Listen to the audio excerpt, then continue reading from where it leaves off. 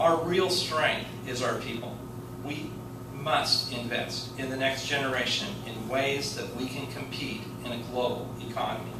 The ability to think, to work with problems that don't have apparent solutions, to function as a team member, to acquire information and parse it at need-to-know speed are critical skills for our workforce and for today's students. We need to have strong math and science skill sets, and those skill sets have to be able to be applied in engineering and technology applications. Knowing algebra is only the start of the equation. Our students must be able to apply their knowledge to innovate, to invent, to create new concepts and ideas, to go where no one has gone before.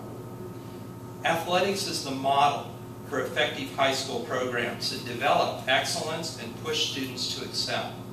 We need that same model of coaching and competitions for STEM topics.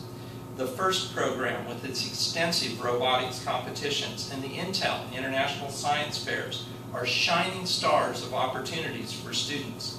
In 2011, it is imperative that we fund engineering coaches just like we fund athletic coaches.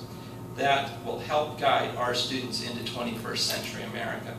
The FLL robotics competition table right here to my right, a program for 9 through 14-year-old students, that table was at Intel. That mat was at Intel, and if you look on there, President Obama signed the mat on the top of that table. Many people have often heard me say, follow the money. Some of you know I have an accounting background. And you'll see why that's truly important. If you follow the money, you can usually figure out what's going on. If we are truly serious about STEM education and about engineering coaching, we have to hire the best and the brightest to set the pace for our students and to help them choose these challenging opportunities. What would a football team look like with no coaching staff? It's past time to change this picture in STEM. I have seen this community gather together to cheer on robotics teams at our FTC state competitions at South Meadows Middle School, just like a basketball game. Our own Hillsborough High School FTC team 3257 with Wirehog, the robot right down there, was actually in the top 8 of 1,000 teams at Nationals in Atlanta just 2 years ago after the first 2 days of competition. I want to especially thank our corporate, public, and private sponsors who have empowered opportunities that we provide for students. Companies like Intel, the TechStart Education Foundation, the Lemelson Foundation, FEI, Genentech, OPAS, the Oregon University Bureau of Industry Affairs, just to name a few, and there's many more. I also want to mention the over 800 hours of adult volunteers that work with engineering and technology opportunities with my students in the labs directly behind me. I want to invite you to engage some of our students here today to explain some of the exciting projects and displays that are here in this room. Savannah, who will speak next, put together a 5-day summer camp for 37 girls centered around STEM topics. Pacific University, under an NSF grant, put on a computer science camp for 30 girls. These are great examples of outstanding events. And as I thought about that, I did a little math.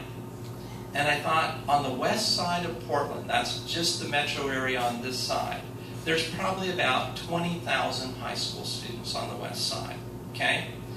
If there were 67 camp spots between Savannah's camp and the NSF-funded camp at Pacific University, that means that 99.6% of the students didn't get a STEM summer camp opportunity. Will that prepare us to compete in a global economy? America graduates less than 8% of the engineers in the world. If we don't design it here, what's the odds that we're going to build it here? And if we don't build some things here, what is going to happen to the infrastructure of our country and to our economy? If you look at schools in 1961, and then you look at them 50 years later, in 2011, you're going to see similar programs and opportunities for students. If you look at the city of Hillsborough in 1961, and you look at the city of Hillsborough today in 2011, 50 years later, you're going to see a world of change. It's time to make STEM a top priority. Our students need outstanding in-school and outside of school opportunities in applied engineering and technology. I'm pleased to note that our board has approved work on making 2 of our elementary school STEM-focused elementary schools over the next year. It's great work, and hopefully it's just the beginning of more things that we're going to do here.